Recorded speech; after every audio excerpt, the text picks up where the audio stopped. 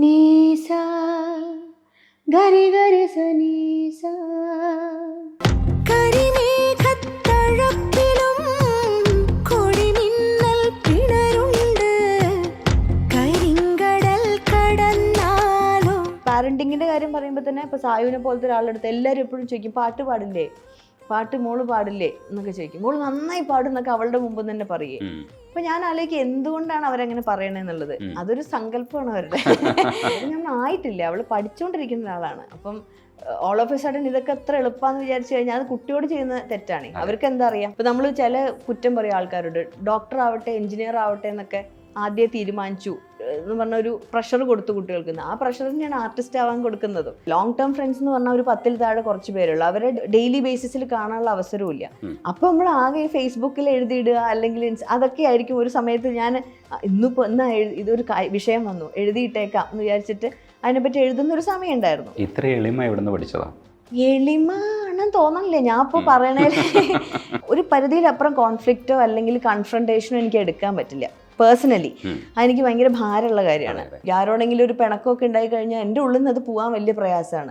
അവരത് മറന്നിട്ടുണ്ടാവും, അവർ move on ചെയ്തിട്ടുണ്ടാവും. നമ്മളിപ്പോൾ സാധാരണ ഒരു വീട്ടിലൊക്കെ പറയുന്ന വാക്കുകൾ തെറ്റാണെന്ന് തിരിച്ചറിഞ്ഞ് നമ്മളൊരു ഡെലിബറേറ്റ് എഫേർട്ട് എടുത്തിട്ടാണ് അത് വേണ്ടാന്ന് വെക്കണേ, പൊളിറ്റിക്കൽ കറക്റ്റ്നെസിന്റെ ഒക്കെ ഭാഗമായിട്ട്. ഇപ്പൊ നമ്മൾ ഒരു റിയാലിറ്റി ഷോയിൽ പങ്കെടുക്കുമ്പോൾ അന്നൊക്കെ ഞാൻ വിചാരിച്ചിരുന്നു ഇതോട് കൂടിയിട്ട് എന്തെങ്കിലുമൊക്കെ സംഭവിക്കും, വലിയ കാര്യങ്ങൾ. ഒന്നും സംഭവിച്ചില്ല. അടുത്തതിന് പങ്കെടുത്തു, ഒന്നും സംഭവിച്ചില്ല.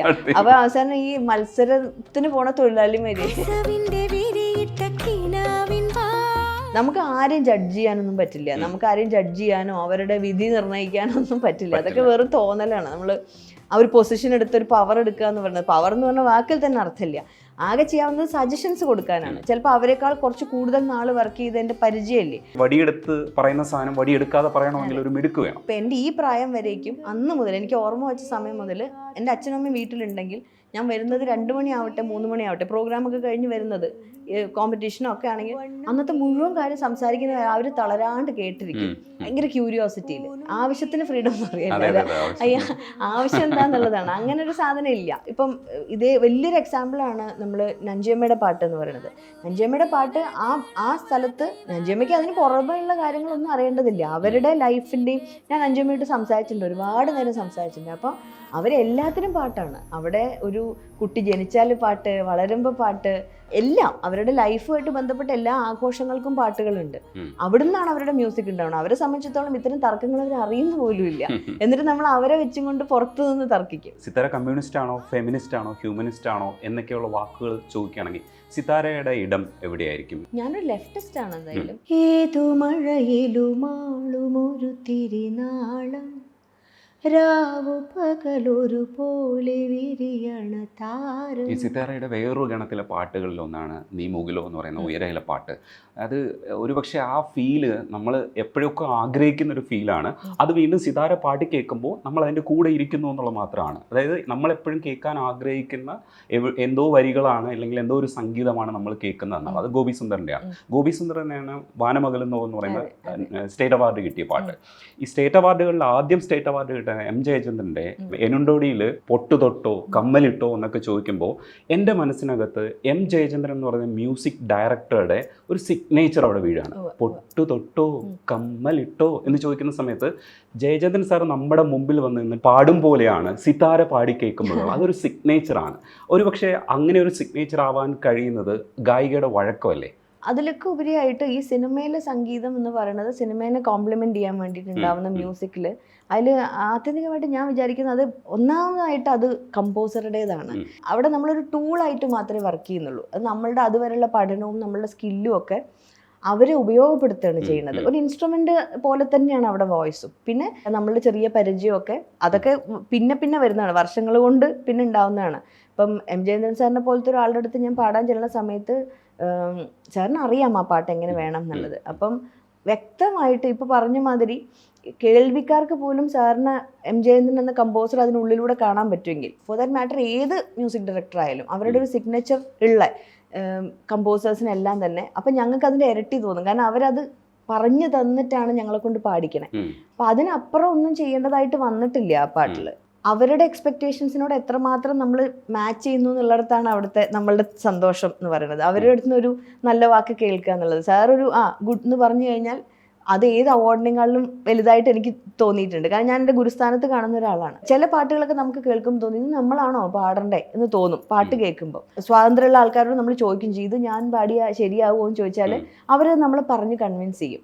എൻ്റെ മനസ്സിൽ ഇതാണ്, നിങ്ങൾ പാടുമ്പം ആ രൂപത്തിലേക്ക് വരുന്നത് കാണിച്ചു തരാം. അപ്പോൾ അതൊരു മാജിക്കാണ്. ഒരു 4 ചുമരിൻ്റെ അകത്ത് നിന്നിട്ട് സിനിമയുടെ സീനൊന്നും നമ്മൾ കാണുന്നില്ല, എക്സ്പ്ലെയിൻ ചെയ്ത് തരുന്നത് മാത്രമേ കേൾക്കുള്ളൂ. അത് കഴിഞ്ഞിട്ട് ചിത്രം വരുമ്പോൾ ഇതിനോട് ചേരുന്ന പോലെ നമ്മളെ കൊണ്ട് പാടിച്ചെടുത്തു എന്നുള്ളത് അതൊരു മാജിക്കായിട്ട് തോന്നാറുണ്ട്. സിതാര എന്ന് പറയുന്ന ഗായികയോ സിതാര എന്ന് പറയുന്ന ഒരുപക്ഷെ ഒരു ഇങ്ങനെ ചിന്തിക്കുന്ന ഒരാൾ, പിന്നെ ഈ പറയുന്ന പോലെ ഇൻഡിപെൻഡൻറ്റ് മ്യൂസിക്കിന് വേണ്ടിയിട്ട് സംസാരിക്കുന്ന ഒരാൾ, അത് പ്രവർത്തിക്കുന്ന ഒരാൾ, ഇതൊന്നും അല്ലാത്തൊരു വേദിയുണ്ട്. ടെലിവിഷനുള്ളിൽ ജഡ്ജായിട്ട് വരുന്ന ഒരു സിതാരയുണ്ട്. അവിടെ സിതാരയ്ക്ക് കുറേ പ്രേക്ഷകരുണ്ട്. ഒരുപക്ഷെ സിതാരയെ അവർ മനസ്സിലാക്കുന്നത് ഈ ടെലിവിഷനിലൂടെയാണ് അവർ മനസ്സിലാക്കുന്നത്. അത് നമ്മൾ ഉദ്ദേശിക്കാത്ത രീതിയിലുള്ള ഒരു വ്യൂവർഷിപ്പ് ഉണ്ട് അതിന്. ആ വ്യൂവർഷിപ്പിൻ്റെ ഇടയിലുള്ള ഒരു സിതാരയുണ്ടല്ലോ, ആ സിതാരയും ഈ സിതാരയും രണ്ടും രണ്ടായിട്ടാണ് മനസ്സിലാക്കുന്നത് എന്നുള്ളത് എപ്പോഴെങ്കിലും ചിന്തിച്ചിട്ടുണ്ടോ? അവിടെ നമുക്ക് നമ്മളുടെ അഭിപ്രായ പ്രകടനങ്ങൾക്കൊക്കെ ഒരുപാട് പരിമിതികളുണ്ട്. കാരണം അവിടെ നമ്മളൊരു ജോലിക്കാണ് പോകുന്നത്. അപ്പോൾ ഈ പാനലിലിരിക്കുന്ന സമയത്ത് നമ്മൾ ആ മത്സരാർത്ഥിയായിട്ട് വരുന്ന കുട്ടിയുടെ അടുത്ത് എന്ത് ഇൻട്രാക്ട് ചെയ്യുന്നു എന്നുള്ള ചെറിയ സ്പേസ് മാത്രം. അല്ലാണ്ടുള്ള ചെറിയ കോൺവെർസേഷനൊക്കെ ഇപ്പോഴാണ് പിന്നെയും ഈ ജഡ്ജിങ് പാനലിലൊക്കെ വരുന്നത്. ഇപ്പൊ ഞങ്ങൾ സൂപ്പർ 4-ലൊക്കെ ഞങ്ങൾ 4 പേര് ഇരുന്നപ്പോഴാണ് അല്ലാത്ത കുറച്ച് കോൺവെർസേഷനൊക്കെ ഉണ്ടായത്. അപ്പൊ അങ്ങനെയുള്ള നമ്മൾ ഫ്രണ്ട്സ് കൂടി ആയതുകൊണ്ട്. അല്ലാത്ത പക്ഷെ ആൾക്കാർ ഈ ഒരു കുറച്ച് വാചകങ്ങളോ വാക്കുകളോ മാത്രമാണല്ലോ കേൾക്കണം. അതൊന്നും ആൾക്കാർ എത്രമാത്രം നമ്മളെ മനസ്സിലാക്കുന്നു എന്ന് നമുക്ക് അറിയാൻ പറ്റില്ല. പക്ഷേ ഈ കുട്ടികളായിട്ട് വരുന്നവരെ ഞാൻ കുറേ നാൾ കണ്ടസ്റ്റൻ്റ് ആയിട്ടിരുന്ന ഒരാളാണ് എത്രയോ മത്സരങ്ങളിൽ. അപ്പം അതുകൊണ്ട് കാലഘട്ടത്തിന്റെ വ്യത്യാസം ഇല്ലാണ്ട് അവിടെ വരുന്ന റിയാലിറ്റി ഷോയിൽ തുടർച്ചയായിട്ട് വിൻ ചെയ്തിട്ടില്ലേ? അപ്പൊ അതിന്റെ പിന്നിൽ എത്ര കാലത്തിന് പുറകെ നടന്നിട്ടുണ്ടാവുന്ന ഊഹിക്കാവുന്നില്ല. ഇപ്പൊ നമ്മൾ ഒരു റിയാലിറ്റി ഷോയിൽ പങ്കെടുക്കുമ്പോൾ അന്നൊക്കെ ഞാൻ വിചാരിച്ചിരുന്നു ഇതോട് കൂടിയിട്ട് എന്തെങ്കിലുമൊക്കെ സംഭവിക്കും, വലിയ കാര്യങ്ങൾ. ഒന്നും സംഭവിച്ചില്ല. അടുത്തതിന് പങ്കെടുത്തു, ഒന്നും സംഭവിച്ചില്ല. അപ്പൊ അവസാനം ഈ മത്സരത്തിന് പോണ തൊഴിലാളിമാരെ അതായത് അതായി എൻ്റെ കുറച്ച് നാളിലെ പ്രധാനപ്പെട്ട ഫോക്കസ് എന്ന് പറയുന്നത്. മത്സരങ്ങളിൽ പങ്കെടുക്കുക, കാരണം പ്രാക്ടീസ് ചെയ്ത് അവതരിപ്പിക്കാനുള്ള വേദി വേണമല്ലോ. അങ്ങനെ അപ്പം ഈ കാലഘട്ടത്തിന്റെ വ്യത്യാസം ഇല്ലാണ്ട് നമ്മളെ മുമ്പിൽ വരുന്ന കുട്ടികൾക്കൊക്കെ മാനസികാവസ്ഥ ഒന്നായിരിക്കും. ആ പ്രഷർ ഉണ്ടല്ലോ, അണ്ടർഗോ ചെയ്യുന്ന പ്രഷർ, അവരെടുക്കുന്ന എഫേർട്ട്, അതൊക്കെ വളരെ സിമിലർ ആണ്. അപ്പൊ ആ കുട്ടികൾക്ക് എന്താ തോന്നുന്നതെന്ന് എനിക്ക് ശരിക്കും മനസ്സിലാവും.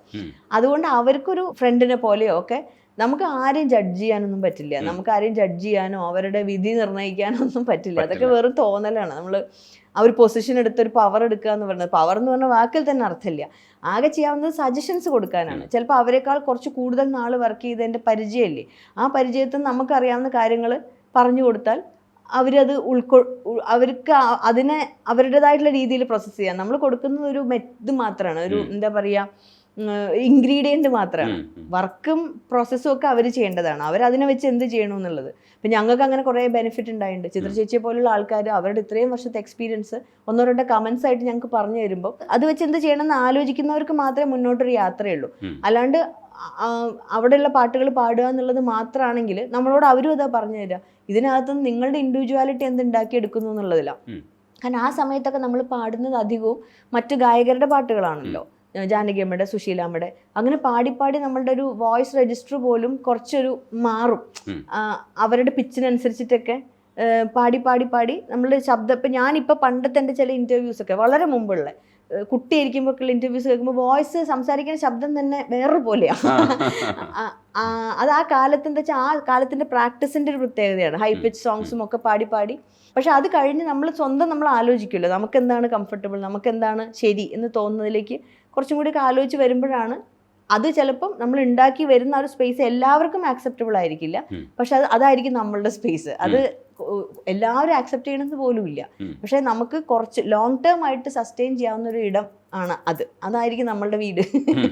ഉദാഹരണം സുജാതയിലെ പാട്ടുകളൊക്കെ ഇഷ്ടമാണ്, കണക്ക് പാട്ട് പ്രത്യേകിച്ച് ഇഷ്ടമാണ്. അതിൻ്റെ ഒരു ഫാസ്റ്റ്നെസ്, ഗോപി സുന്ദറിന്റെ മ്യൂസിക് അങ്ങനെ കുറേ സഹായങ്ങൾ നമുക്ക് ചെയ്യാറുണ്ട്. ഭയങ്കര രസമുള്ള കുറേ പാട്ടുകൾ. നല്ല കോമ്പോസിഷൻ. അതിൽ ഏതെങ്കിലും ഒന്ന് പാടും, ഇഷ്ടമുള്ള പാടിയത് 2-3 ടൈപ്പ് പാട്ടുകൾ ഉണ്ടായിരുന്നു. എൻ്റെ ഏറ്റവും ഫേവറേറ്റ് ആയിട്ടുള്ള പാട്ടുകളൊന്നാണ് ഏതു മഴയിലും. ഏതു മഴയിലുമാളുമൊരു തിരിനാളം, രാവു പകലൊരു പോലെ വിരിയണ താരം, പാഠമെഴുതിയ ജീവകഥയുടെ ഏടിലൊരു ലിപിയായി, ഏറെ വിജനത ചൂഴുമിരുളിലും ആശയതു കളയാതെ ചിരി തൂകി മുകിലായി നീ നിറവാനിൻ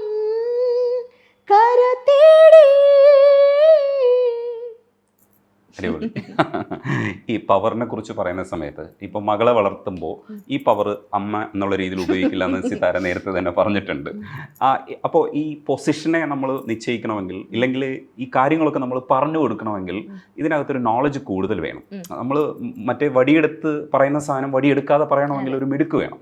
ഈ മിടുക്ക് ആർജിക്കണമെങ്കിൽ നമ്മൾ ചുറ്റുപാടും ഭയങ്കരമായിട്ട് പഠിക്കേണ്ടതുണ്ട്. അതൊരു നിലപാട് മാത്രമല്ല, അതിൻ്റെ നിലപാടെടുക്കുമ്പോൾ നമ്മൾ ആണ് മുൻപേ നടക്കേണ്ടത്. മുൻപേ നടക്കുന്നവർ അത്രയും പഠിച്ചേ പറ്റുള്ളൂ. അപ്പോൾ അക്കാഡമിക്കലി നോളജ് എവിടെ നിന്നാണ് കിട്ടുക? പാരന്റിങ്ങിന്റെ കാര്യത്തിൽ അതൊരു ഇൻസ്റ്റിങ്ക്റ്റ് ആണ് എനിക്ക് തോന്നുന്നത്. അക്കാഡമിക് ആയിട്ട് ഒന്നും ചെയ്യാനില്ല അതിൽ. ഞാൻ എൻ്റെ പാരൻസിൻ്റെ അടുത്തുനിന്ന് അറിഞ്ഞ കാര്യങ്ങളും ചുറ്റുപാടും അറിഞ്ഞ കാര്യങ്ങളും ഒക്കെയാണ്. അപ്പോൾ ആ സമയത്തുള്ളൊരു പാരന്റിങ് ചിലപ്പോൾ ഇപ്പം അപ്ലിക്കബിൾ ആവണമെന്നില്ല. എൻ്റെ മകളുടെ പ്രായത്തിലുള്ള ഒരാളുടെ അടുത്ത് എന്നോട് എൻ്റെ അമ്മ പെരുമാറിയുന്ന പോലെ പെരുമാറിയാൽ ചിലപ്പോൾ ശരിയാവണം എന്നില്ല. കാലത്തിനനുസരിച്ചിട്ട് അതിന് മാറ്റം വരുമല്ലോ. അപ്പം ഞാൻ മനസ്സിലാക്കിയിട്ടത് എൻ്റെ കുട്ടിക്കാലം മുതൽക്ക് തന്നെ ഇപ്പം ആളുകൾ പറയില്ലേ ഫ്രീഡം എന്ന വാക്കൊക്കെ, ആവശ്യത്തിന് ഫ്രീഡം എന്ന് പറയല്ലേ, ആവശ്യം എന്താന്നുള്ളതാണ്. അങ്ങനെ ഒരു സാധനം ഇല്ല. ഇപ്പം എൻ്റെ വീട്ടിൽ എനിക്ക് തോന്നിയിട്ടുള്ളൊരു കാര്യം എന്ന് പറയുന്നത് എപ്പോഴും അച്ഛനും അമ്മയോടും എല്ലാം സംസാരിക്കാനുള്ളൊരു സ്പേസ്, ആ ചർച്ചയ്ക്കുള്ളൊരു സ്പേസ് എപ്പോഴും ഉണ്ട്. അത് ഇപ്പോഴും ഉണ്ട്. അന്ന് സ്കൂൾ വിട്ട് വന്നു കഴിഞ്ഞാൽ അന്ന് നടന്ന എല്ലാ കാര്യങ്ങളും പറയാനുള്ള, അത് കീനായിട്ട് കേൾക്കാനുള്ളൊരു ക്ഷമ അവർക്കുണ്ടായിരുന്നു. ആ കേൾക്കാനുള്ള ക്ഷമയാണ് ആർക്കും കൈവിട്ട് പോവാതിരിക്കേണ്ടതെന്ന് എനിക്ക് തോന്നണേ. അവരൊരു കാര്യം പറഞ്ഞു കഴിഞ്ഞാൽ നമ്മൾ തിരക്കാണ് അല്ലെങ്കിൽ പിന്നെ കേൾക്കാമെന്ന് പറയുന്നതോട് കൂടിയിട്ട് അവിടെ പൊട്ടുകയാണല്ലോ ഒരു ബോണ്ട് എന്ന് പറയുന്നത്. ഇപ്പം മുതൽ ഇപ്പം എൻ്റെ ഈ പ്രായം വരേക്കും അന്ന് മുതൽ എനിക്ക് ഓർമ്മ വെച്ച സമയം മുതൽ എൻ്റെ അച്ഛനമ്മയും വീട്ടിലുണ്ടെങ്കിൽ ഞാൻ വരുന്നത് 2 മണിയാവട്ടെ 3 മണിയാവട്ടെ, പ്രോഗ്രാമൊക്കെ കഴിഞ്ഞ് വരുന്നത് കോമ്പറ്റീഷനൊക്കെ ആണെങ്കിൽ അന്നത്തെ മുഴുവൻ കാര്യം സംസാരിക്കുന്ന അവർ തളരാണ്ട് കേട്ടിരിക്കും, ഭയങ്കര ക്യൂരിയോസിറ്റിയിൽ. അതെന്നെ ഒരുപാട് സഹായിച്ചിട്ടുണ്ട്. കാരണം അതാണ് എൻ്റെ ഏറ്റവും വലിയ പോസിറ്റീവായിട്ട് ഞാൻ കണ്ടത്. നമ്മൾ വീട്ടിലേക്ക് തിരിച്ചു വരിക എന്ന് പറഞ്ഞു. ഞാൻ ചില സമയത്തൊക്കെ ഫ്രണ്ട്സിനേക്കാൾ കൂടുതൽ ഡിപ്പെൻഡ് ചെയ്തിട്ടുള്ളത് അച്ഛനും അമ്മേനെയാണ്. ഞാനങ്ങനെ എന്താ പറയുക, സിനിമയ്ക്ക് പോകാനോ അല്ലെങ്കിൽ പുറത്ത് കറങ്ങാൻ പോകാന്നുള്ളൊരു സ്പേസ് ഒക്കെ ഉണ്ടല്ലോ, അതൊക്കെ ആവശ്യമാണ്, അതൊക്കെ മനോഹരങ്ങളാണ്. പക്ഷെ അതുപോലും എനിക്ക് തോന്നിയിട്ടില്ല ഇവരുടെ അടുത്തേക്ക് വരാനാണ് എനിക്ക് തിടുക്കുണ്ടായിരുന്നത്. ഇപ്പം മോളുടെ കാര്യത്തിലാണെങ്കിലും ഞാൻ ആകെ ചീത്ത പറയണതിൽ അർത്ഥമില്ല. ചീത്ത പറയണ ബഹളം വയ്ക്കുക, ദേഷ്യം വരും നമുക്ക്. ചീത്ത പറച്ചിലും ദേഷ്യം വരുന്നതും വ്യത്യാസമുണ്ടല്ലോ. നമുക്ക് പെട്ടെന്നൊരു ഇൻസ്റ്റിങ്ക്റ്റിൽ എന്തെങ്കിലും ഒരു കുറുമ്പ് കാണിക്കുമ്പോൾ ദേഷ്യം വന്നാൽ ഒച്ചയിടുന്ന അതൊക്കെ ഞാനും ചെയ്യാറുണ്ട്. പക്ഷെ അവളെ എൻ്റെതായിട്ടുള്ളൊരു രീതിയിലേക്ക് അഭിപ്രായം രൂപീകരിക്കാൻ വേണ്ടിയിട്ട് ഞാൻ ഒരു പേടിപ്പിക്കുക അങ്ങനെ ചെയ്യാറില്ല. ഒരു പേടിയുണ്ട്, ഭയം വരുത്താറില്ല. അതെൻ്റെ അമ്മയും ചെയ്യാറില്ല. അപ്പം കാരണം എൻ്റെ മോളുടെ കൂടെ ഏറ്റവും കൂടുതൽ സമയം സ്പെൻഡ് ചെയ്യുന്ന ആൾ എൻ്റെ അമ്മയാണ്. അപ്പോൾ അമ്മ ഇതേമാതിരി തന്നെ ഒരു സ്കൂളിലെ പരീക്ഷ നടക്കുന്ന സമയത്തൊക്കെ എന്നോട് ഇതുവരെ ഒരു മാർക്കിൻ്റെ കാര്യം പറഞ്ഞിട്ട് അച്ഛനും അമ്മയോ ചീത്ത പറയോ പഠിക്കുന്ന കാര്യം പറഞ്ഞിട്ട് ഒന്നും പറഞ്ഞിട്ടില്ല. ഫസ്റ്റ് വാങ്ങണമെന്ന് നിർബന്ധം പറഞ്ഞിട്ടില്ല. ഇഷ്ടമുള്ള കാര്യം ചെയ്യാന്നുള്ളതേ അവർ പറഞ്ഞിട്ടുള്ളൂ. അതന്നെ മോളുടെ കാര്യത്തിലും. സ്കൂളൊക്കെ വിട്ട് വരുമ്പോൾ അവൾക്കത് ചിലപ്പം അവൾ ഏതെങ്കിലും ഉത്തരമൊക്കെ എന്തെങ്കിലുമൊക്കെ മണ്ടത്തരം എഴുതിയെന്ന് അവൾ തന്നെ തമാശ പോലെ പറയാനുള്ള സ്പേസ് അവൾക്കുണ്ട്. ഹിന്ദിയിൽ അറിയാത്ത വാക്ക് ഞാൻ അങ്ങനെ എഴുതി അമ്മമ്മ എന്ന് പറയുമ്പോൾ അവൾ തന്നെ പറയുക തോറ്റു തുന്നം മാടി വന്നിരിക്കുന്നു നിന്റെ മോൻ എന്ന് പറയാനുള്ള ഒരു അതിന് തമാശയിൽ നമ്മളിപ്പോൾ ഹ്യൂമർ സെൻസ് വെച്ചിട്ട് എന്തും നമുക്ക് ഹാൻഡിൽ ചെയ്യാമല്ലോ. കുറേ സിറ്റുവേഷൻസ് നമുക്ക് അങ്ങനെ ഹാൻഡിൽ ചെയ്യാം. അങ്ങനെയുള്ള സ്പേസ് അവൾക്കും ഉണ്ട്, അത് എനിക്കും ഉണ്ടായിട്ടുണ്ട്. അപ്പോൾ അത് ഇപ്പം അവളോട് ചില കാര്യങ്ങൾ പറയേണ്ടി വരുമ്പം അമ്മ പറയുന്ന കാര്യങ്ങളും ഉണ്ട്. ചിലപ്പോൾ അമ്മ എന്നെ ഡിപ്പെൻഡ് ചെയ്യും. അമ്മ വരുമ്പം നീ ഒന്ന് സംസാരിക്കേ എന്ന് പറയും. അപ്പൊ ചില കാര്യങ്ങൾ ഇപ്പൊ ക്ലാസ്സിലെ കാര്യമൊക്കെ പറയുമ്പോൾ അവള് വളരെ ഫ്രീ ആയിട്ട് ഇങ്ങനെ 10 വയസ്സ് അപ്പം ഇങ്ങനെ സംസാരിക്കുമ്പം അവർക്ക് അഭിപ്രായങ്ങളുണ്ട്. 10 വയസ്സുള്ളൊരു കുട്ടിക്കും അഭിപ്രായമുണ്ട്, അവർക്ക് സെൽഫ് റെസ്പെക്റ്റ് ഉണ്ട്. അതിനെ ഹേർട്ട് ചെയ്ത് കഴിഞ്ഞു കഴിഞ്ഞാൽ പിന്നെ അതൊരു കാലത്ത് മനസ്സിൽ നിന്ന് പോവില്ല. നമ്മളുടെ ഈ മനസ്സിൽ വരുന്ന അത്തരം മുറിവുകളുണ്ടല്ലോ, ഈ സെൽഫ് റെസ്പെക്റ്റിന് ഉണ്ടാവുന്ന മുറിവുകൾ, അത് ഒരു കാലത്തും പോവില്ല. അപ്പൊ അതിൽ ഞാൻ കെയർഫുൾ ആണ്. അത് ചിലപ്പോൾ നമുക്കൊരു 100 വേറെ ടെൻഷനോ അല്ലെങ്കിൽ വേറെ ഡിസ്ട്രാക്ഷനോ ഉണ്ടായിരിക്കും. അതൊന്നും ഒരു കാരണവശാലും അവരെ ബാധിക്കാൻ പാടില്ല എന്നുള്ളതിൽ എനിക്ക് നിർബന്ധമുണ്ട്. പിന്നെ അതേപോലെ തന്നെ വേറെ പാരന്റിങ്ങിന്റെ കാര്യം പറയുമ്പോൾ തന്നെ ഇപ്പൊ സായുവിനെ പോലത്തെ ഒരാളുടെ അടുത്ത് എല്ലാവരും എപ്പോഴും ചോദിക്കും പാട്ട് പാടില്ലേ, പാട്ട് മോള് പാടില്ലേ എന്നൊക്കെ ചോദിക്കും. മോള് നന്നായി പാടും എന്നൊക്കെ അവളുടെ മുമ്പ് തന്നെ പറയേ. അപ്പൊ ഞാൻ ആലോചിക്കും എന്തുകൊണ്ടാണ് അവരങ്ങനെ പറയണെന്നുള്ളത്. അതൊരു സങ്കല്പമാണ് അവരുടെ. അതായത് സോഷ്യൽ മീഡിയ ഉണ്ടാക്കിയെടുക്കുന്ന ഒരു ഇതാണ്. അതായത് ആദ്യകാലത്തൊക്കെ നമുക്ക് എല്ലാ കുട്ടികളും നമ്മുടെ മക്കൾ പറഞ്ഞാൽ നമുക്ക് വളരെ പ്രഷ്യസും കൗതുകമാണ്. എല്ലാ പാരൻസിനും അവരുടെ കുട്ടികൾ ഏറ്റവും അടിപൊളിയാണ്. അപ്പൊ നമ്മളെന്ത് ചെയ്യും, ആദ്യമൊക്കെ ചില പാട്ടുകളൊക്കെ വെറുതെ ഷെയർ ചെയ്യില്ലേ, അതിന്ന് അവരൊരു അഭിപ്രായം ഉണ്ടാക്കും, അസലായിട്ട് പാടും. അപ്പൊ ആ അസലായി പാടുന്നുള്ള കാര്യം ഒരിക്കലും അവളുടെ ബ്രെയിനിലേക്ക് കയറാൻ പാടില്ലല്ലോ. കാരണം അസലായിട്ട് പാടുന്ന ഒരു സ്ഥലത്തേക്ക് എത്താൻ ഒരുപാട് എഫേർട്ട് ഉണ്ട്, ഒരുപാട് ശ്രമമുണ്ട്, ഒരുപാട് ഹാർഡ് വർക്ക് ഉണ്ട്. അത് ബൈപ്പാസ് ചെയ്തിട്ട് പെട്ടെന്ന് എത്തുക എന്ന് പറയുമ്പോൾ അത് കുഞ്ഞായിരിക്കുമ്പോൾ കുഴപ്പമില്ല. ഇപ്പം അവൾ മുതിർന്നുകൊണ്ടിരിക്കുകയാണ്, അവൾക്കും കാര്യങ്ങളൊക്കെ മനസ്സിലാവുന്ന സമയമാണ്. അപ്പം ഇത് ഇത്ര എളുപ്പമുള്ളൊരു കാര്യമെന്ന് വിചാരിച്ചു കഴിഞ്ഞാൽ അപ്പം ഞാൻ അതിപ്പോൾ എപ്പോഴും ശ്രദ്ധിക്കും. ചില ആൾക്കാർ പാടാനൊക്കെ വിളിക്കുന്ന സമയത്ത് ഞാൻ ചോദിക്കും അവളോടൊന്ന് പറയട്ടെ, അവൾക്ക് പറ്റണാണോ എന്നുള്ളത് ഞാനൊന്ന് കേട്ട് നോക്കട്ടെ. അല്ലാണ്ട് സ്റ്റുഡിയോയിൽ പോയിട്ട് അവർക്കൊട്ട് നമ്മളോടും പറയാൻ വയ്യ, അവൾക്ക് ഹാൻഡിൽ ചെയ്യാൻ പറ്റാത്തൊരു കാര്യമാണെങ്കിൽ അത് ചില വലിയ ഇവൻസിനൊക്കെ വിളിക്കും പാടാൻ വേണ്ടി. അപ്പം ഞാൻ ആയിട്ടില്ല, അവൾ പഠിച്ചുകൊണ്ടിരിക്കുന്ന ഒരാളാണ്. അപ്പം ഓൾ ഓഫ് എ സഡൻ ഇതൊക്കെ എത്ര എളുപ്പമാണെന്ന് വിചാരിച്ചു കഴിഞ്ഞാൽ അത് കുട്ടിയോട് ചെയ്യുന്ന തെറ്റാണ്. അവർക്ക് എന്താ അറിയാം, നമ്മളത് ഇപ്പം നമ്മൾ ചില കുറ്റം പറയും ആൾക്കാരോട്, ഡോക്ടർ ആവട്ടെ എഞ്ചിനീയർ ആവട്ടെ എന്നൊക്കെ ആദ്യം തീരുമാനിച്ചു എന്ന് പറഞ്ഞ ഒരു പ്രഷർ കൊടുത്തു കുട്ടികൾക്ക്. ആ പ്രഷർ തന്നെയാണ് ആർട്ടിസ്റ്റ് ആവാൻ കൊടുക്കുന്നതും. ആർട്ടിസ്റ്റുകളുടെ മക്കളൊക്കെ പാടണം, അല്ലെങ്കിൽ ഡാൻസേഴ്സിന്റെ മക്കൾ ഡാൻസ് ചെയ്യും എന്നൊക്കെ നമ്മൾ പറഞ്ഞു, അതൊരു പ്രഷർ. അവർക്ക് ഇഷ്ടമുള്ള ചെയ്യട്ടെ. ഇതിലൊക്കെ സിജീഷിന്റെ ഇടം എവിടെയാണ്? എല്ലാത്തിലും ഉണ്ട് സ്പേസ്. കാരണം ഞങ്ങൾ ഒരു ഫാമിലി എന്നുള്ള രീതിയിൽ വളരെ ഇന്ററാക്റ്റീവ് ആയിട്ട് തന്നെ പോകുന്ന ആളുകളാണ്. ഏട്ടൻ്റെതായിട്ടുള്ള ഒരുപാട് ഇഷ്ടങ്ങളുണ്ട്, പാഷൻ ഉണ്ട്, ജോലിയുടെ തിരക്കുകളുണ്ട്, അതല്ലാണ്ട് തന്നെ ഇഷ്ടമുള്ള കാര്യങ്ങളുണ്ട്. അപ്പം എനിക്കുവാണെങ്കിൽ ഞങ്ങൾക്ക് ഇൻഡിപെൻഡൻ്റ് ആയിട്ടുള്ള വ്യക്തികൾ എന്നുള്ള രീതിയിൽ തന്നെ ഞങ്ങൾക്ക് ഞങ്ങളുടേതായിട്ടുള്ള അഭിപ്രായങ്ങളുണ്ട്. അവിടെയും അഭിപ്രായ വ്യത്യാസങ്ങൾ ഉണ്ടെങ്കിൽ ഞങ്ങൾ കൂടുതലും ചെയ്യാറ് ഇങ്ങനെ ഡിസ്കസ് ചെയ്യാന്നുള്ളതാണ്, ചർച്ച ചെയ്യാന്നുള്ളതാണ്. അത് ഇപ്പോൾ നമ്മളുടെ പരസ്പരമുള്ള പ്രോഗ്രസ്സിലോ പരസ്പരമുള്ള ഗ്രോത്തിലോ എന്തായാലും കൂടെ ജീവിക്കുന്ന ഒരാൾക്ക് എന്തായാലും വളരെ പ്രധാനപ്പെട്ടൊരു പങ്കുണ്ടല്ലോ. അതിൽ രസകരമായിട്ടുള്ള കാര്യം എന്ന് വെച്ചാൽ ഭർത്താവ് വളരെ സപ്പോർട്ടീവ് ആണല്ലേ എന്ന് ചോദിക്കുമ്പോൾ അതൊരു വളരെ സ്പെഷ്യലായിട്ടുള്ള കാര്യമല്ല, അതാണ് വേണ്ടത് എല്ലാ വീട്ടിലും. തിരിച്ചും അതേപോലെ തന്നെ ഭാര്യ വളരെ സപ്പോർട്ട്, അത് നമ്മൾ കുറച്ചേ കേൾക്കാറുള്ളൂ. പക്ഷേ ഭാര്യ വളരെ സപ്പോർട്ടീവ് ആണല്ലേ എന്നുള്ളത് വളരെ കുറച്ചേ പറഞ്ഞ് കേൾക്കാറുള്ളൂ. സക്സസ്ഫുൾ ആയിട്ടുള്ള കോട്ട് പോലെയൊക്കെ പറയും, സക്സസ്ഫുൾ ആയിട്ടുള്ള പുരുഷന്റെ പിന്നിൽ സ്ത്രീ ഉണ്ടെന്നൊക്കെ പറയുമെങ്കിലും ഇങ്ങനത്തെ ചോദ്യങ്ങളൊക്കെ ചോദിക്കുമ്പോൾ കാണാറില്ല. വിവാഹം കഴിഞ്ഞ സ്ത്രീകളാണെങ്കിൽ ഹസ്ബൻഡ് സപ്പോർട്ട് കാരണം എന്ന് പറയും. അതാണ് വേണ്ടത്. അതൊരു ഭാഗ്യമാവുന്നു എന്നുള്ളത് നിർഭാഗ്യകരമാണ്. അതായത് ഭാഗ്യവശാൽ എനിക്ക് വളരെ സപ്പോർട്ടീവായിട്ടുള്ളൊരു ഫാമിലി കിട്ടിയെന്ന് പറഞ്ഞാൽ അത് ഭാഗ്യമല്ല, ശരിക്കും എല്ലാവർക്കും അത് ഡിസർവ് ചെയ്യുന്നുണ്ട്. എല്ലാവർക്കും അങ്ങനെയാണ് വേണ്ടത്. ഈക്വൽ എന്ന് പറയുന്നത് നമ്മൾ ഒരേപോലെ ഒരു മേശയുടെ അപ്പുറം ഇരുന്നിട്ട് ഒരേപോലെ ഇരുന്നിട്ട്, അല്ലെങ്കിൽ ഒരു പ്രശ്നം വരുമ്പോൾ കൈ പിടിക്കുക എന്ന് പറഞ്ഞാൽ രണ്ടുപേരും ഒരേ ശക്തിയിൽ കൈ കൊടുക്കേണ്ടതാണ്. അത് എന്ത് പ്രശ്നമാവട്ടെ, അല്ലെങ്കിൽ ഒരു ഗ്രോത്ത് വരുമ്പോൾ രണ്ടുപേരും ഒരേപോലെ മുന്നോട്ട് പോകും. രണ്ടുപേരുടെയും പാഷനെ ഞങ്ങൾ രണ്ടുപേരും അങ്ങോട്ടും ഇങ്ങോട്ടും ഒരുപാട് കോംപ്ലിമെൻ്റ് ചെയ്യുന്നുണ്ട്. അങ്ങോട്ടും ഇങ്ങോട്ടും കുറേ കാര്യങ്ങൾ എന്താ പറയുക സാക്രിഫൈസും ചെയ്യുന്നുണ്ട്. അങ്ങനെ ഉണ്ടാവുമല്ലോ, നമ്മുടെ സമയമൊക്കെ ഒരുപാട് സാക്രിഫൈസ് ചെയ്യേണ്ടി വരും. ഇപ്പോൾ ഏട്ടൻ്റെ ജോലിയുടെ പാറ്റേണേ ഡിഫറെൻ്റ് ആണ്, എൻ്റെ ജോലിയുടെ പാറ്റേണേ ഡിഫറെൻ്റ് ആണ്. അപ്പം ഞങ്ങൾ എങ്ങനെയെങ്കിലും ഒരു പോയിന്റ് കണ്ടുപിടിക്കും, എവിടെ നിന്നിട്ടാണ് ഒരുമിച്ച് സമയം സ്പെൻഡ് ചെയ്യുക, അല്ലെങ്കിൽ സായുവിന് വേണ്ടിയിട്ട് സമയം എടുക്കുക. ഇതൊരു കൂട്ടായ പ്രവർത്തനമാണ്. സിതാര ഡാൻസ് കളിക്കുമ്പോൾ ഡാൻസറായിട്ടും പാട്ട് പാടുമ്പോൾ പാട്ടുകാരിയായിട്ടും ഈ പറച്ചിൽ പറയുമ്പോൾ അത്തരത്തിലുള്ളൊരു ഫെമിനിസ്റ്റിക് ആയിട്ടുള്ള ആശയങ്ങൾ പറയുമ്പോൾ പോലും അവരിൽ ഒരാളായിട്ടാണ് സിതാരയെ കാണുന്നത്. അതൊരു സന്തോഷമല്ലേ? നമ്മൾ പറയുന്നത് മുഴുവൻ ആളുകൾ ആക്സെപ്റ്റ് ചെയ്യണമെന്നുള്ള വാശി എനിക്കില്ല, സത്യം പറഞ്ഞു കഴിഞ്ഞാൽ അതില്ല. അതൊരു ദുർവാശിയാണ്. കാരണം എല്ലാവർക്കും രണ്ട് വ്യക്തികളാണെങ്കിൽ അവിടെ ഒന്നിലധികം അഭിപ്രായങ്ങൾ തീർച്ചയായിട്ടും അതിലധികം മൾട്ടിപ്പിൾ ഒപ്പീനിയൻ ഉണ്ടായിരിക്കുമല്ലോ. പിന്നെ നമ്മൾക്ക് നമ്മളുടെ നിലപാടുകളിൽ ഉറച്ചു നിൽക്കുക എന്നുള്ളത് ഒരു വശം. പിന്നെ ചിലതൊക്കെ അത് കമ്മ്യൂണിക്കേറ്റ് ചെയ്യുന്ന ഭാഷയും കൂടി ഒരു വിഷയമായിട്ട് വരുന്നുണ്ടാവും. ചില കാര്യങ്ങൾ വളരെ ഒരേ അഭിപ്രായം തന്നെ നമുക്ക് കുറച്ച് എന്താ പറയുക അത് അവതരിപ്പിക്കുന്ന എന്ത് നമ്മൾ ചൂസ് ചെയ്യുന്ന ലാംഗ്വേജ്, അതാണ് ഞാൻ എപ്പോഴും വിചാരിക്കാറില്ല. അപ്പം നമ്മൾ കമൻസ് എഴുതുമ്പോൾ തന്നെ അതൊരു ചർച്ചയുടെ സ്വഭാവത്തിലേക്കാണ് വരുന്നെങ്കിൽ നമുക്ക് അത്രയും വിഷമം വരില്ല. വളരെ അബ്യൂസീവ് ആയിട്ടുള്ള നമ്മളെ വേദനിപ്പിക്കുന്ന വാക്കുകൾ ചൂസ് ചെയ്യുമ്പോഴാണ് നമുക്കും അത് വേദനിക്കുക. ഇപ്പം നമ്മളുടെ ഈ ഒരു ഇൻ്റർവ്യൂ തന്നെ കാണുന്ന ഒരാൾ അതിനകത്തൊരു അഭിപ്രായം, എന്നോടൊരു എതിരഭിപ്രായം ഉണ്ടെങ്കിൽ അത് സൂചിപ്പിക്കാൻ വേണ്ടിയിട്ട് അവർ ഉപയോഗിക്കുന്ന ഭാഷ വളരെ സൗഹൃദത്തിൻ്റെതാണെങ്കിൽ അതിനെക്കുറിച്ച് ഒന്നുകൂടി ചിന്തിക്കാനോ അതിലെന്തെങ്കിലും ഒരു പോയിന്റ് ഉണ്ടോ എന്നുള്ളത് നമ്മളും കൂടി ഒന്ന് അതിനുള്ള സമയം നമ്മൾ കൊടുക്കും. നേരെ മറിച്ച് അതൊരു ചീത്ത പറച്ചിലോ ഒരു എന്താ പറയുക നേരെ എന്തെങ്കിലും ഒരു ബോഡി ഷേമിങ്ങിലേക്ക് പോയി കഴിഞ്ഞാൽ നമ്മൾ അവിടെ അത് ഉപേക്ഷിക്കും. അതായിരിക്കും പ്രധാന കാരണം. നമ്മൾ ചൂസ് ചെയ്യുന്ന ഭാഷയായിരിക്കും എന്ന് എനിക്ക് തോന്നണേ. ചില സ്ഥലത്തൊക്കെ ഈ പറച്ചിലുകളെ കുറിച്ചുള്ള വിമർശനങ്ങളൊക്കെ വരുമ്പോഴും ഈ പറച്ചിലുകളെ പുറകോട്ട് എടുക്കുന്നില്ല. ഒരു കലാകാരിയാണെന്നുള്ള അർത്ഥത്തിൽ ചില ആൾക്കാരൊക്കെ ഈ കലാകാരന്മാരായതുകൊണ്ട് ഒരുപക്ഷെ അവരുടെ പ്രതികരണത്തിന് വൈഡ് റേഞ്ച് പോകുമെന്നുള്ളത് കൊണ്ട് അവരുടെ കലയെ ഒരുപക്ഷെ വേറെ ഏതെങ്കിലും തരത്തിൽ ബാധിക്കുമോ എന്നുള്ളൊരു പേടിയുണ്ട് പല കാര്യങ്ങളോട് സംവദിക്കുമ്പോൾ. പക്ഷേ സംവാദങ്ങൾ ഇല്ലെങ്കിൽ സംവദിച്ചുകൊണ്ടേയിരിക്കുക അതാണ് വേണ്ടത് എന്ന് സിതാര ആവർത്തിച്ച് പറയുന്നുണ്ട്.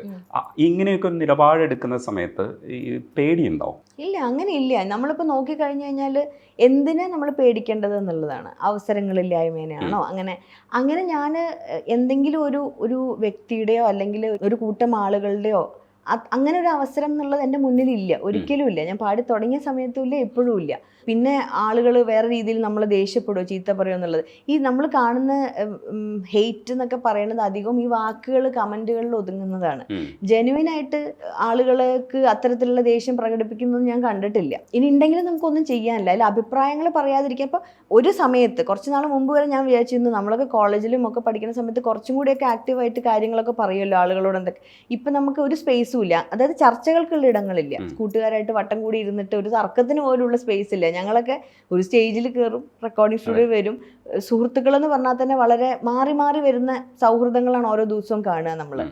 അപ്പം ഇൻട്രാക്ട് ചെയ്യുന്ന ആൾക്കാരാണ്. ലോങ് ടേം ഫ്രണ്ട്സ് എന്ന് പറഞ്ഞാൽ ഒരു 10-ൽ താഴെ കുറച്ച് പേരുള്ളൂ. അവരെ ഡെയിലി ബേസിസിൽ കാണാനുള്ള അവസരവും ഇല്ല.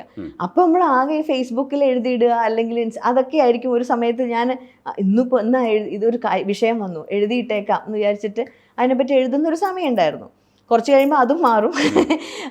പക്ഷെ അങ്ങനെ അഭിപ്രായങ്ങൾ എന്ന് പറഞ്ഞു കഴിഞ്ഞാൽ ഒരു ആർട്ടിസ്റ്റ് എന്നുള്ള രീതിയിൽ നമ്മളുടെ ഇപ്പോൾ ഒരാൾ നമ്മൾ കേൾക്കുന്നതിൽ ഇൻഫ്ലുവൻസ്ഡ് ആവുന്ന ഒരാളുണ്ടായിരിക്കും. ഞാൻ ഒരിക്കലും എൻ്റെ അഭിപ്രായങ്ങൾ അടിച്ചേൽപ്പിക്കുന്ന പോലെ ആരോട് സംസാരിക്കാറില്ല. നമ്മളുടെ വശം നമുക്ക് മുന്നോട്ട് വയ്ക്കാമല്ലോ. അതിൻ്റെ ശരിതെറ്റുകൾ അവർക്ക് എടുക്കാനുള്ളതാണ്. പക്ഷെ അത് ചെയ്യാന്നുള്ളത് ഒരു സോഷ്യൽ ബീയിങ് എന്നുള്ള രീതിയിൽ ഒരു ഉത്തരവാദിത്തം ഉണ്ടെന്നാണ് ഞാൻ വിചാരിക്കുന്നത്. പ്രത്യേകിച്ചും ആർട്ടിസ്റ്റുകൾക്ക് അവരെ കലയിലൂടെ ഈ പറഞ്ഞ മാതിരി ബയാസ്ഡ് അല്ലാത്ത ഒരു പോയിന്റ് എടുക്കാനുള്ള ഒരു പൊസിഷൻ എടുക്കാനുള്ള ഒരു സ്പേസ് ആളുകൾക്ക് വേണമെങ്കിൽ കൊടുക്കാൻ പറ്റും. നമ്മൾ കണ്ടിട്ടുണ്ട് അങ്ങനെ. ഇവിടുത്തെ വലിയ വലിയ ഒരുപാട് സമരങ്ങൾക്കും ഒക്കെ എപ്പോഴും ഒരു കൾച്ചറൽ ബാക്കപ്പ് ഉണ്ടായിരുന്നു. അത് അത്തരത്തിലുള്ള സാംസ്കാരികമായിട്ടുള്ള ഒരുപാട് പ്രവർത്തനങ്ങൾ അതുമായിട്ട് ചേർന്ന് നിന്നിട്ടുണ്ട്. അപ്പം അത് ഈ കാലത്തും വളരെ പ്രസക്തമാണെന്ന് തന്നെ ഞാൻ വിചാരിക്കുന്നത്. എളിമ ആണെന്ന് തോന്നണില്ലേ. ഞാൻ ഇപ്പോൾ പറയണേ, ഞാൻ പറഞ്ഞല്ലോ ഇതൊക്കെ ഈ ഭാഷയുടെ ഞാൻ കണ്ട് വളർന്നിട്ടുള്ളത്. ഇപ്പം എൻ്റെ വീട്ടിലാണെങ്കിലും എൻ്റെ അച്ഛൻ അമ്മയോടും വളരെ സൗമ്യമായിട്ട് സംസാരിക്കും. ആയിട്ട് സംസാരിക്കാൻ പറഞ്ഞാൽ അതിൽ വലിയ പ്രത്യേകതയായിട്ടല്ല, അത് അങ്ങനെയാണ് വേണ്ടത്. വളരെ എന്താ പറയുക, ഒരു ഇൻറ്ററാക്ഷനുള്ള സ്പേസ് ഉണ്ട്. അവരങ്ങോട്ടും ഇങ്ങോട്ടും എന്തെങ്കിലും ഒരു ചീത്ത പറയുന്നതൊന്നും ഞാൻ കണ്ടിട്ടില്ല. ഞാനിപ്പം ഇന്നലെ കൂടി എൻ്റെ വീട്ടിൽ പോയി വന്നതേ ഉള്ളൂ, കാലിക്കറ്റ് യൂണിവേഴ്സിറ്റിയിൽ. അപ്പോൾ അവിടെ എൻ്റെ അച്ഛമ്മയുണ്ട്, അച്ഛൻ്റെ ബ്രദർ സിസ്റ്റർ എല്ലാവരും കസിൻസ് ഒക്കെ ഉണ്ട്. ഞങ്ങൾ ഇരിക്കുമ്പോഴൊക്കെ സംസാരിക്കുന്നത് ഇപ്പോൾ തർക്കമുള്ള വിഷയമാണെങ്കിൽ പോലും ഇങ്ങനെ ചിരിച്ചിട്ടും ഭയങ്കരമായിട്ട് സന്തോഷമാണ് അവിടെ. അപ്പം അങ്ങനെ ഞാൻ കണ്ടിട്ടുള്ളൂ. എൻ്റെ സുഹൃത്തുക്കളും ഈ പറഞ്ഞ മാതിരി ഭയങ്കര അടിപിടി വേളത്തിന് ആരും വന്നിട്ടില്ല അതുവരെ.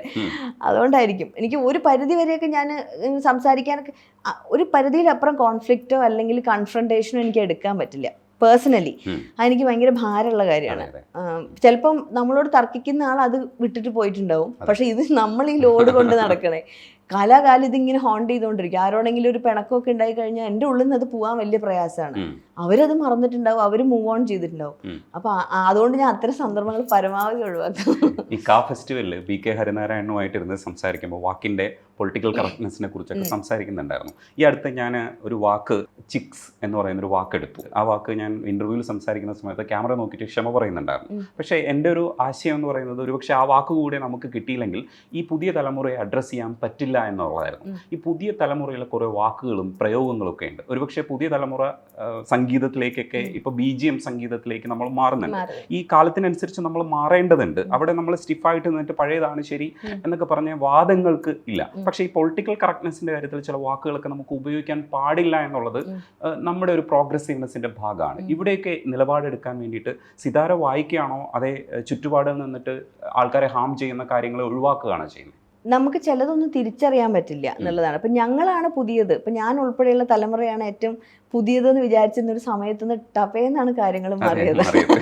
അപ്പം ഇനി ഇപ്പം ഞാനിപ്പോൾ ഒരു ഡിസ്കഷൻ, ഒരു മീറ്റിങ്ങിൽ ഇരുന്ന സമയത്ത് ജെൻസീനെ കുറിച്ചിട്ട് ഭയങ്കരമായിട്ടുള്ളൊരു സംസാരം വന്നപ്പോൾ അതിലെ പല കാര്യങ്ങളും എനിക്ക് ഏലിയനാണ്, എനിക്ക് മനസ്സിലാവണ പോലും ഇല്ല. ഇപ്പോൾ കോ സ്റ്റുഡിയോ തമിഴിൻ്റെ പുതിയ സീസണിൽ ഞാനൊരു ഭാഗമാണ്. അപ്പോൾ അവരുടെ ഡിസ്കഷനിലൊക്കെ ഇങ്ങനെ ഇത്തരത്തിലുള്ള കാര്യങ്ങൾ പറയുമ്പോൾ നമുക്ക് ഇത് എന്തിനെ പറ്റി അവർ പറയണേ, എന്ത് കാര്യം അപ്പം ഞാൻ അപ്പോൾ ഈശ്വര നമുക്ക് പ്രായമായതിൻ്റെ എവിടെയാണത് റിലേറ്റ് ചെയ്യാൻ പറ്റാണ്ട്. അപ്പം അവർ ഡിസ്കഷനിൽ ഇങ്ങനെ പറയായിരുന്നു 27 വയസ്സുള്ള ഒരാൾക്ക് 24 വയസ്സുള്ള ആളായിട്ട് ഇൻറ്ററാക്ട് ചെയ്യാൻ പറ്റാത്ത അത്രയും വ്യത്യാസങ്ങൾ വന്നിരിക്കുന്നു പലതും. അപ്പോൾ നമുക്ക് ചെയ്യാവുന്നൊരു കാര്യം എന്താ വെച്ചാൽ അവർ തന്നെ പറഞ്ഞു, നിങ്ങൾക്ക് ഇനി മ്യൂസിക്കിൽ പുതിയതായിട്ട് ചെയ്യണമെങ്കിൽ നിങ്ങൾക്ക് നല്ല റിസർച്ച് ആവശ്യമുണ്ട്. നമ്മളിപ്പോൾ ഈ പഠനം എന്ന് പറഞ്ഞുവല്ലോ സാർ.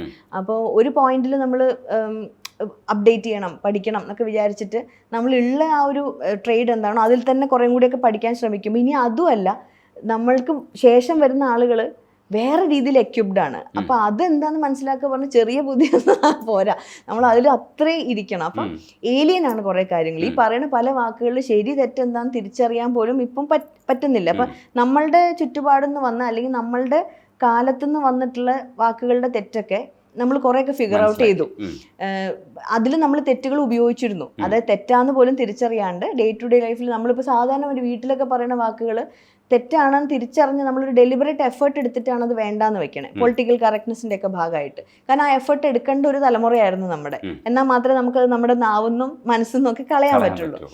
പുതിയ വരുന്ന കാര്യങ്ങൾ ഇനി ഇതിൽ എന്താ ശരി തെറ്റെന്നുള്ളത് അവരുടെ കൂടെ നമ്മളത് ഉപയോഗിച്ചാൽ തെറ്റാന്ന് പറഞ്ഞുതരാൻ ആരെങ്കിലും എഡ്യൂക്കേറ്റ് ചെയ്യണം. അപ്പൊ ഞാൻ ശ്രമിക്കാറുണ്ട്.